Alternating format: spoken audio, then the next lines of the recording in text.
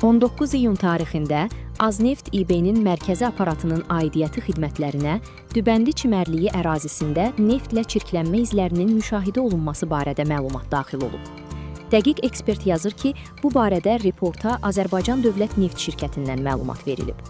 Qeyd olunub ki, Pirallahı adası ilə Dübəndi arasındakı akvatoriyada gəmilər və helikopter vasitəsilə aparılan ilkin baxış zamanı neft ləkəsi aşkar edilib.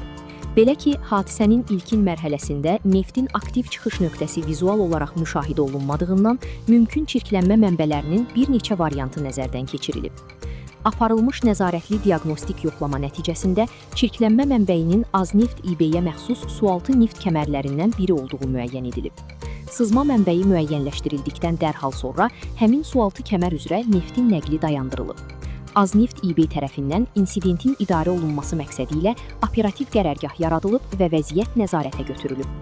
Vurğulanıb ki, Azneft İB-nin dalğıc xidməti tərəfindən aparılmış diaqnostik tədbirlər nəticəsində sualtı neft kəmərində mexaniki xarakterli zədələnmələr aşkar edilib. İlkin qiymətləndirməyə əsasən bu zədələnmələrin xarici predmetlə ehtimal ki, lövbər ilə təmas nəticəsində yarandığı müəyyən edilib. Zədələnmə aşkar edildikdən dərhal sonra təmir bərpa işlərinə başlanılıb. Bu işlər başa çatana qədər zədələnmiş kəmər istismardan kənar saxlanılır ki, bu da dənizə neft sızmasının davam etməsinin qarşısını alır.